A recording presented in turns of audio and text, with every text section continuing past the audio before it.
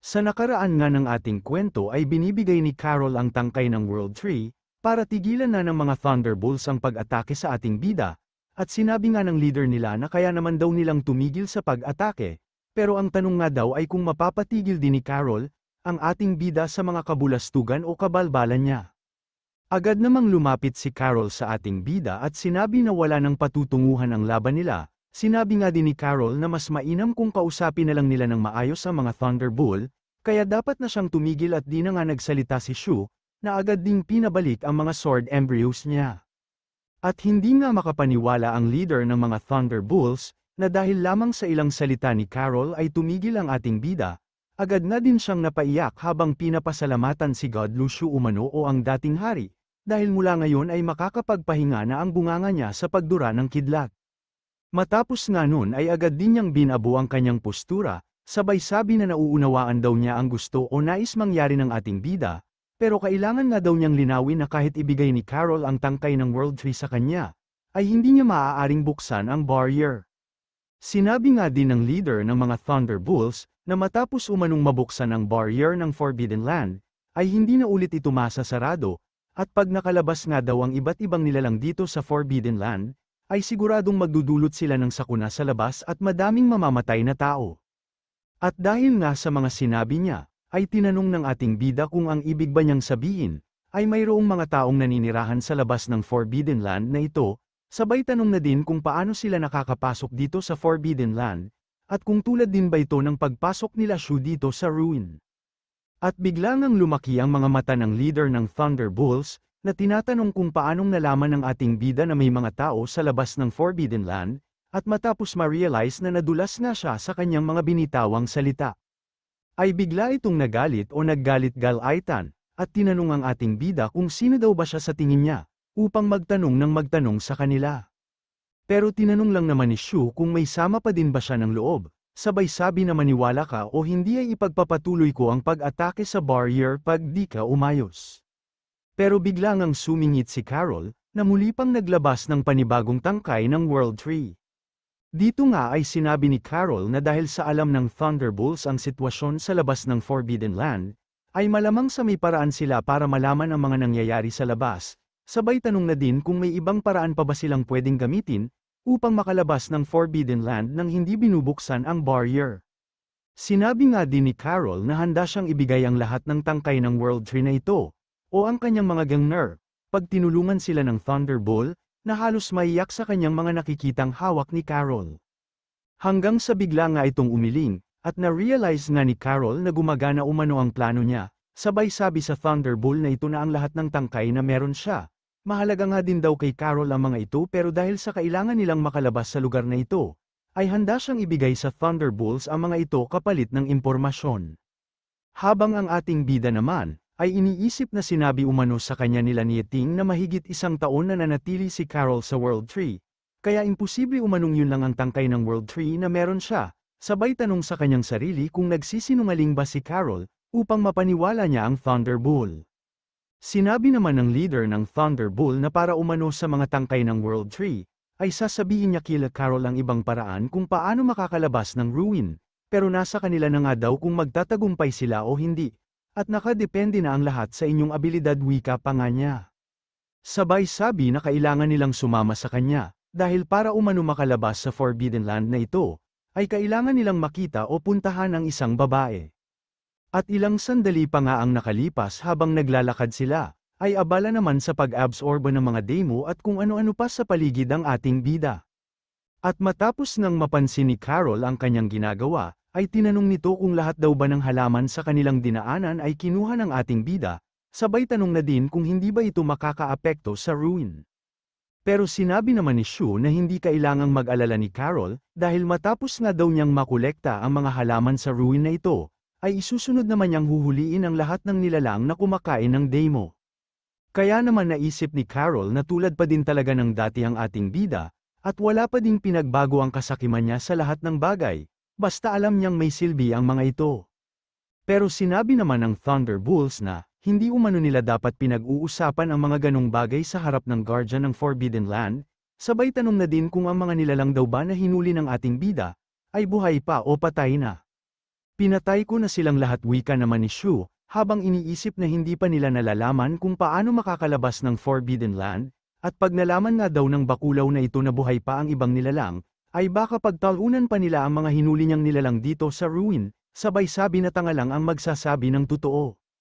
Sabay sabi na ang pagpatay nga daw ng ating bida sa mga nilalang na yun, ay malaking tulong din sa kanila, dahil sa nabawasan na ang mga gagambala at magbabalak na sirain ang barrier. Sabay tanong nga din ni Shu kung hindi man lang daw ba ibabahagi ng Thunderbolt ang ibang sekreto dito sa ruin. Pero sinabi lang naman ng Thunderbolts na wala siyang kailangang sabihin sa ating bida, habang iniisip na nakikita pa lang daw niya ang pagmumuka ng ating bida, ay natatay na siya, nabubusit na siya. Sinabi nga din nito na dapat umanong tigilan na ng ating bida ang pagpatay sa ibang nilalang dito sa Forbidden Land, dahil pag naubos nga daw ang mga nilalang na yun, ay wala nang silbi ang pagbabantay nila sa lugar na ito. Sige, kung yan ang gusto mo, wika naman ni Shu, habang iniisip na patawa yata ang bakulaw na Thunderbolt, dahil siya nga daw ang 9th Dragnet at hindi pwedeng wala siyang makuhang kayamanan pag pumasok siya ng ruin. Sinabi nga din ni Shu na kaya niyang baguhin ang ibang ugali niya, pero hindi ang pagnanais sa kayamanan o kasakiman niya. At dahil sa nagpatuloy nga sa pag-absorba ng mga halaman ang ating bida, ay biglang nanlaki ang mga mata ng Thunderbolt at nasuka ng dugo. Agad nga din siyang kinilabutan sa galit at pinaggagawa ng ating bida, habang tinatanong kung wala na ba talagang ibang bagay na alam gawin ng ating bida. Tumigil ka na, wika pa nga niya, sabay sabi na, ngayon lang siya nakakita ng sobrang nakakainis na tao sa buong buhay niya, kaya naman natawa na lang si Carol sa kanila. Sunod-sunod nga ang negative points na binibigay sa ating bida ng mga Thunderbolt, na biglang kinilabutan sa takot matapos marinig ang tinig ng isang babae, na tinatanong kung bakit nandito umano ang stupidong bakulaw. Maging si Shu at Carol nga ay nagulat din sa tinig na kanilang narinig, at habang nakatingin na sila sa malaking puno, ay pansamantala silang natahimik. Hanggang sa biglang sabihin ng ating bida na kahanga-hanga umano ang dambuhalang puno, na hindi niya lubos akalain na makikita niya sa loob ng ruin o Forbidden Land. Hanggang maisip nga niya na ang tinig ng babae ay nagmula sa direksyon ng dambuhalang puno, pero ang nakakapagtaka nga daw ay ang reaksyon ng mga Thunderbolts, na nanginig sa takot matapos marinig ang tinig ng babae, kaya napapatanong ang ating bida kung anong nakakatakot na nilalang daw kaya ang nasa lugar na ito. Ilang sandali pa nga ang nakalipas matapos silang makalapit sa malaking puno, ay tinatanong ng batang elf kung sino umano ang kasama ng bakulaw, sabay sabi na matagal na panahon na mula nang huli siyang magdala ng mga tao sa lugar na ito. Sinabi naman ng Thunderbolts na ang mga kasama niyang tao, ay nagmula sa labas ng Forbidden Land o mundong ito. Ganun ba, wika lang naman ng batang elf, sabay sabi na tsaka na nila pag-usapan ang patungkol sa mga kasama niyang tao.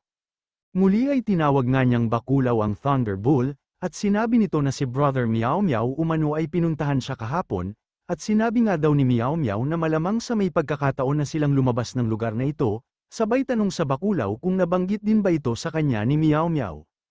Ang Meow Meow nga palang tinutukoy nila ay ang misteryosong lalaki. Dito nga ay na-realize din ng ating bida na ang misteryosong lalaki ang Meow Meow na pinag-uusapan nila, dahil ang lalaking yun nga lang din daw ang kilala niyang nakakalabas-pasok ng Forbidden Land.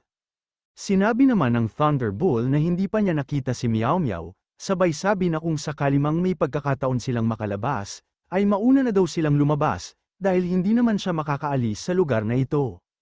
Pero ayun nga daw kay Meow Meow, ay maaari na ding makaalis ang Thunderbolts sa lugar na ito pag natupad ang oportunidad na sinasabi niya. Bukod doon ay hindi nga daw sila ang makakapagdesisyon patungkol sa bagay na ito, dahil sigurado umanong mayroong isang tao ang magtutungo dito, at ang taong yun ang magdedesisyon kung makakalabas na ba sila o hindi. At habang nag-uusap nga sila ay biglang lumaki ang tenga ng ating bida, na iniisip na patungkol umano sa ruin ang pinag-uusapan nila. Naisip nga din niyang madami daw alam si Meow Meow sa patungkol sa lugar na ito. Naalala nga din ni Shu ang patungkol sa oportunidad na sinabi ni Meow Meow, kaya napapatanong ang ating bida sa kanyang sarili, kung kaugnay daw ba ng pinag-uusapan nila ang oportunidad na sinabi sa kanya. Pero magmula nga daw nang dumating sila dito ay mayroon na siyang napansin na kakaiba, at ito nga ay ang patungkol sa Thunderbolt, na kanina umano ay masyado ang takot. Pero nang makausap na niya ang batang elf ay nawala ang takot sa mga mata nito. Kung titignan naman daw na mabuti ng ating bida, ay masasabi niyang ang batang elf ay ang embodiment ng malaking puno, at dahil sa nakita nga niyang pakikipag-usap nito sa Thunderbolt, ay naisip din ng ating bida na malamang sa matagal na silang magkakilala. Sabay sabi sa kanyang sarili na kakaiba talaga ang ruin na ito, at halos masiraan na nga daw siya ng ulo ngayon at nalaman niyang, hindi lang iisa ang nasa maestro level na nilalang dito.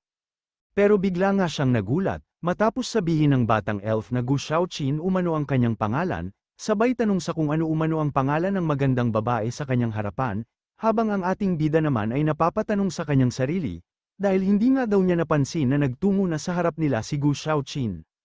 Nagpakilala naman si Carol bilang si Luluer, kaya hindi umano inaasahan ng ating bida na gagamitin talaga ni Carol, ang alias o pangalang ginamit niya nang pumasok siya sa Luoshen Academy. Sunod ay tinanong nga nito kung ano umano ang pangalan ng bata nating bida, kaya naman tinanong ni Shu kung bakit bata ang tawag sa kanya, sabay tanong na din kung bakit hindi siya tawaging kuya ni Gu Shaoqin. Habang iniisip na alam naman daw niyang matanda na si Gu Shaoqin, pero bata nga daw ang itsura niya, kaya naman dapat lang natawagin siyang kuya ng paslit na elf. Pero sinabi lang naman ito na kalimutan na lang daw ni Shu na nagtanong siya, hindi naman mahalaga ang pangalan mo, wika pa nga niya sa ating bida. Kaya naman bigla itong nagalit at sinabihan si Gu Shaoqin na bumaba umano, sabay tanong kung bakit sinabi ni Gu Shaoqin na hindi mahalaga ang kanyang pangalan, at kung para daw ba kay Gu Shaoqin ay hindi siya mukhang tao, o minamaliit siya nito. At bigla nga silang natahimik sa mga sinabi ng ating bida, hanggang sa biglang sabihin ni Gu Shaoqin na kailangan na nilang umalis, lalabas na siya, wika pa nga nito kasabay ng pagbibigay niya ng negative points kay Shu. Muli ilang sandali pa nga ang nakalipas ay unti-unting nagbago ang anyo nito, at habang tulala nga ang ating bida, ay mabilis naman ang nagtakbuhan ang mga Thunderbolts nang dahil sa takot. Agad nga ding naglabasan ang mga ugat ng malaking puno, kaya naman napamura pa ang ating bida, habang sinasabi na isang puno talaga ang batang paslit na elf. Agad nga din niyang niyakap at nilundag ng mataas si Carol na napatingin na lang din sa ating bida.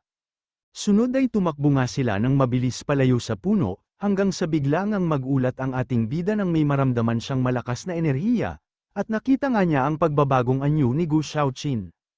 Ilang sandali pa matapos lumabas ang babaeng ito, ay biglang lumuwa ang mga mata ng ating bida at nag-heart-heart ang uvula niya, habang tinatanong kung siya pa din ba si Gu Shaoqin, at kung pagbabagong anyo daw ba ang nangyari o nakita niya. Pero bigla nga siyang nakatanggap ng negative points mula sa babae, at nalaman ng ating bida na Gu Qin ang pangalan ng babaeng ito, kaya napapatanong siya kung bakit biglang nagbago ang taong kausap nila. At dahil nga sa patuloy na pag-atake ng malaking puno, ay masyado ang takbo ng ating bida nang dahil sa takot niya. Pero matapos mapansin na tatamaan si Carol ng pag-atake ni Gu Qin, ay biglang nagkaroon ng pagsabog. Ginamit nga ni Shu ang kanyang sandata upang iligtas si Carol, at dito ay sinabi niyang kailangang mag-ingat ni Carol, sabay sabi na nakakapagpalit ng anyo ang malaking puno, kaya malamang umano sa 1,000 taon na siyang nasa maestro level. Pero sinabi lang naman ni Carol na kailangan umanong kumalma ng ating bida, sabay sabi na alam niya ang kanyang ginagawa at sagot nga daw niya ang ating bida, na biglang ginamit ang kanyang yin restoring, upang magsilbing depensa nila sa mga pag-atake ni Gu Qin. Masyado naman ang tuwa ni Carol matapos makita ang mga yin restoring ng ating bida na nakapalibot sa kanya, habang ang mga Thunderbolts naman, ay car-ipas pa din sa pagtakbo palayo kay Gu Qin. Hanggang sa ilang sandali pa nga ang nakalipas, ay biglang natahimik si Gu Qin matapos silang makalayo sa kanya, kaya naman pansamantala niyang pinabalik ang kanyang mga ugat. Napansin naman ni Shu na tumigil na sa pag-atake si Gu Qin, at dito ay tinanong niya ang Thunderbolt kung ano daw ba ang nangyari, at kung bakit ang kausap nilang si Gu Shaoqin ay biglang nagbago ng muka at anyo. Sinabi naman ng bakulaw na hindi umano niya alam kung ano ang nangyari, sabay tanong kung bakit niya ginalit si Gu Shaoqin, dapat ay hindi ko na lang kayo dinala sa lugar na ito, wika pa nga niya. Sinabi nga din ni bakulaw, na tanging si Gu Shaoqin lang umano ang nilalang sa Forbidden Land na makakatulong sa ating bida upang makalabas sila. Sabay sabi na kung hindi daw siya mapapakiusapan ng ating bida, ay wala nang magagawa ang Thunderbolt. Agad nga ding sinabi ng Thunderbolt na totoo daw pala, at ganito daw pala ang nangyayari sa malaking puno, sabay sabi na hindi pa naman gabi pero bakit daw kaya siya nagpalit ng anyo, at agad nga din itong sinabi na sa tingin niya ay mas mainam kung umalis na sila. Dito ay tinanong naman ni Shu kung ang tinutukoy daw ba ng bakulaw, ay ang pagpapalit ng anyo ni Gu Shaoqin, sabay tanong kung talaga bang dalawa ang pagkatao ng malaking puno. Sinabi lang naman nito na mahabang kwento umano ang nangyari, at bago pa nga daw sila mapunta ng kanyang mga kasamahan sa lugar na ito, ay matagal na umanong nandito sa Forbidden Land si Qiuqin.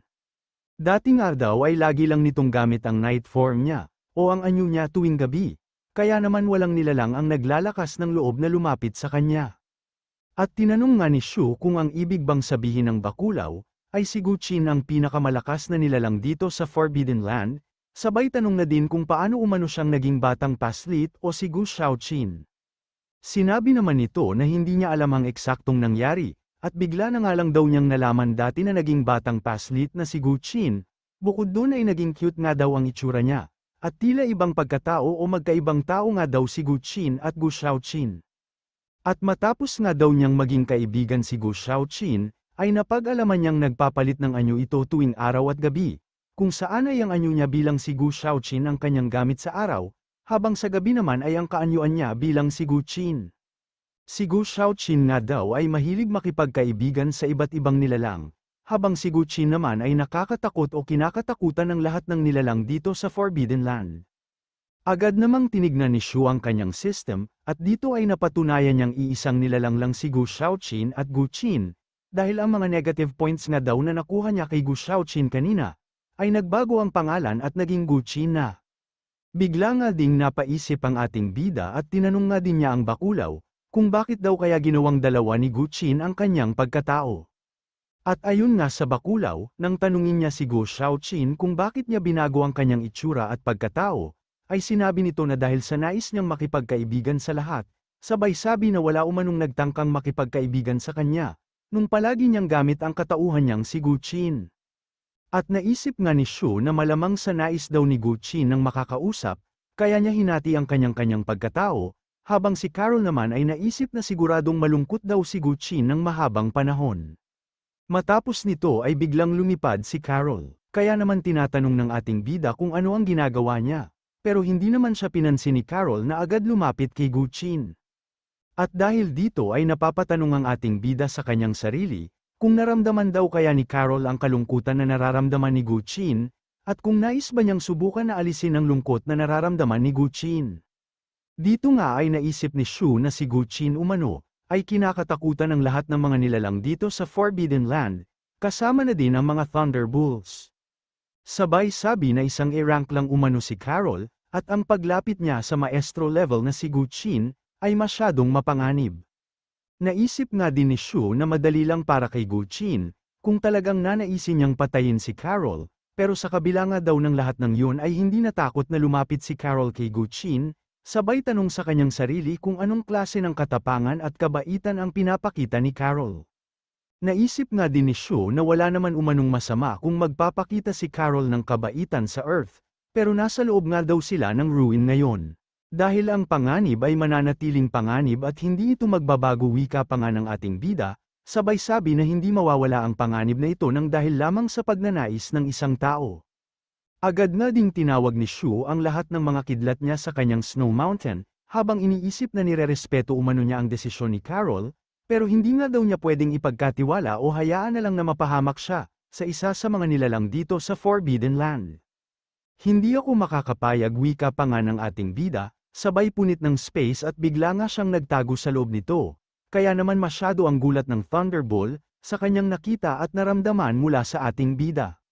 Napakalakas ng killing intent o pagnanais niyang pumatay, wika pa nga nito sa kanyang sarili, sabay sabi na pamilyar umano ang killing intent na ito sa kanya. Habang nasa loob nga ng void ang ating bida at nag-aabang, ay napapatanong ang Thunderbolt sa kanyang sarili, kung sa pagkakataong ito daw ba ay seryoso na ang ating bida, sabay sabi na hindi umano ganito ang naramdaman niya mula kay Shu, nung makalaban nila ito. Naisip nga din ng Thunderbolt na wala umanong duda, at sa oras nga daw na gumalaw o gumawa ng pag-atake si Guqin, ay puprotektahan ng ating bida si Carol, sa abot ng kanyang makakaya, o gamit ang buo niyang lakas at kapangyarihan, gayon na din ang lahat ng abilidad na meron ang ating bida.